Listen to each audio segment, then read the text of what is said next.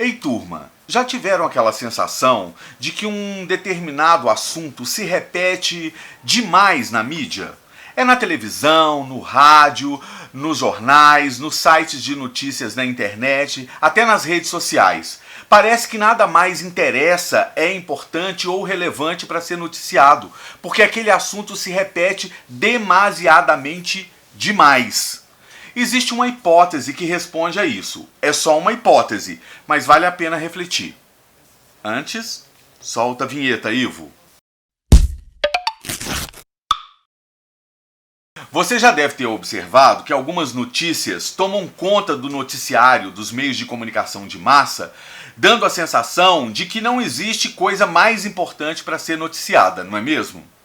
Bem, esse comportamento dos meios de comunicação de massa vem sendo estudado desde a década de 1940, mas foi só em 1972 que isso recebeu um nome: Agenda Setting.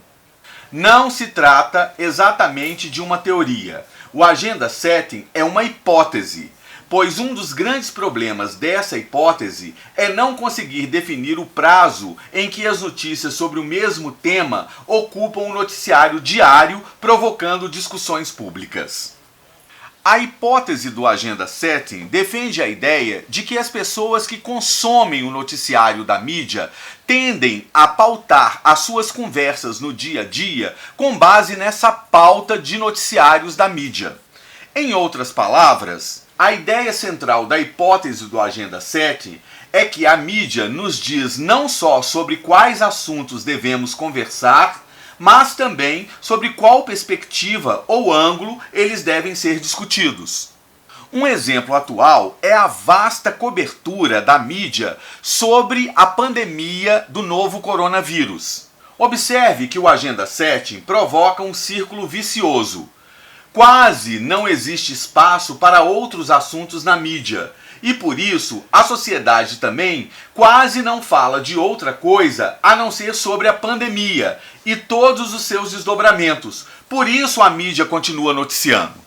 O primeiro estudo sobre o Agenda Setting surgiu durante as eleições norte-americanas de 1968, através de uma pesquisa de Maxwell Malcombs e Donald Shaw, na cidade de Chapel Hill, na Carolina do Norte, e publicada somente em 1972, na revista que, traduzida para o português, se chama Opinião Pública Trimestral. O objetivo era constatar a coincidência entre a agenda da mídia e a agenda do público. A pesquisa não foi muito satisfatória. A principal crítica à pesquisa de Chapel Hill foi de que ela não conseguia estabelecer uma relação de causa e efeito entre a agenda da mídia e a agenda do público. Então, Malcombs e Shaw desenvolveram uma outra pesquisa em 1972, na cidade de Charlotte, também na Carolina do Norte, com uma amostragem mais abrangente e com os entrevistados sendo ouvidos em momentos sucessivos da campanha eleitoral daquele ano. De novo, os resultados da pesquisa em Charlotte também não foram muito animadores, mas apesar disso, essa pesquisa apresentou um resultado interessante. Os jornais provocaram um agendamento parcial de seus temas, provocando um comportamento compatível do público leitor com o Agenda Setting, confirmando assim um nexo de causalidade. Apoiado nesse pequeno sucesso, Malcombs desenvolveu uma tipologia para os estudos do Agenda Setting, denominada Tipologia de Acapulco. Essa tipologia era baseada em dois referenciais: o número de temas analisados e o número de pessoas entrevistadas. Segundo o próprio Malcombs, existe uma evolução histórica sobre os estudos da hipótese do Agenda Setting que tratam do noticiário de um tema pela mídia e como esse tema afeta a agenda de um ou mais indivíduos, embora existam outros estudos que abordem diversos temas dentro dessa agenda pública.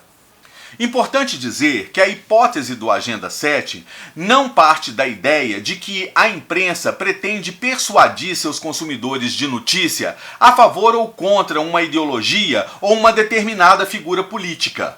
A proposta é verificar a influência da mídia na opinião dos cidadãos sobre quais assuntos devem ser prioritariamente abordados pelos políticos. Por exemplo, no Rio de Janeiro, a questão da violência ocupa grande parte do espaço da produção diária da imprensa.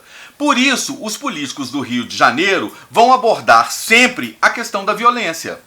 O objetivo de McCombs e Shaw era criar uma reação à teoria dos efeitos limitados, criada pelo matemático e sociólogo austríaco Paul Lazarsfeld na década de 1940, que diz que a influência da mídia é limitada, assim como a influência de outras instituições como igrejas e escolas. Mas isso é um assunto para uma outra aula. Se você gostou dessa aula, não deixe de dar um like nesse vídeo e compartilhar com os amigos. Se você tem alguma crítica ou sugestão a fazer, escreva nos nossos comentários. Também não deixe de nos acompanhar no Instagram. A gente se vê no nosso próximo Fragmento Teórico. Até lá!